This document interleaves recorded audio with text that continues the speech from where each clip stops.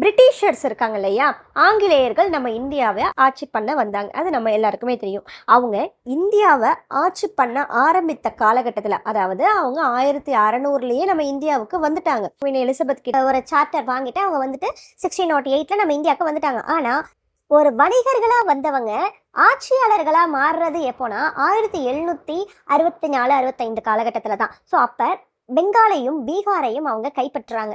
பெங்கால் நம்ம இந்தியாவுடைய பழமை வாய்ந்த ஒரு நகரம், ஒரு நல்ல செல்வ செழிப்பான ஒரு நகரமா இருந்தது அந்த காலகட்டத்தில் அப்படின்னு பார்த்தோம்னா அது வந்துட்டு பெங்காலை தான் சொல்லலாம். வங்காளம் வந்துட்டு ஒரு செல்வ செழிப்பு மிக்க ஒரு நகரமா இருந்தது. ஸோ அந்த பெங்காலை வந்துட்டு அவங்க கைப்பற்றுறாங்க. எப்போ 1765.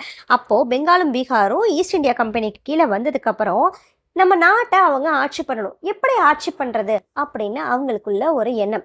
ஏன்னா இங்கே ஹிந்து மக்களும் இருக்கிறாங்க, இஸ்லாமிய மக்கள் இருக்கிறாங்க, மற்ற மத மக்கள்லாம் இருக்கிறாங்க. ஸோ கொஞ்சம் மெஜாரிட்டியாக இருக்கிறவங்க இவங்க இருக்கிறாங்க. ஸோ ஹிந்துஸ்க்கு அப்படின்னு பார்த்தோம்னா ஒரு குறிப்பிட்ட சட்டங்கள் இருக்குது. ஒரு சொத்துரிமை சட்டமாக இருந்தால் கூட ஹிந்து லா ஆஃப் இன்ஹெரிட்டன்ஸ் அப்படின்ட்டு ஒரு சட்டம் இருக்குது. அதே போல் முஸ்லீம்ஸ்க்கும் ஒரு குறிப்பிட்ட சட்டம் இருக்குது. ஸோ இதை என்ன பண்ணலாம் அப்படின்னு அவங்க யோசிக்கும் போது தான் என்ன பண்ணுறாங்க, 1776ல் நம்ம மனுஸ்மிருதி இருக்கு இல்லையா, மனுஸ்மிருதி, அந்த மனுஸ்மிருதியை இங்கிலீஷில் டிரான்ஸ்லேட் பண்ணுறாங்க. மனுஸ்மிருதிங்கிறது ஒரு லா புக் இல்லையா, ஹிந்து லா புக். அந்த லா புக்கை என்ன பண்ணுறாங்க, இங்கிலீஷில் வந்துட்டு ஆங்கிலேயர்கள் டிரான்ஸ்லேட் பண்ணுறாங்க. என்ன பேரில் அதை வந்துட்டு டிரான்ஸ்லேட் பண்ணுறாங்க, கோட் ஆஃப் ஜென்டூ லாஸ். மனுஸ்மிருதிங்கிறது வந்துட்டு என்னவா பேர் மாற்றப்படுது இங்கிலீஷில், கோட் ஆஃப் ஜென்டூ லாஸ் அப்படின்ட்டு வந்துட்டுங்கிற பேரோட வந்துட்டு இங்கிலீஷில் டிரான்ஸ்லேட் பண்ணுறாங்க.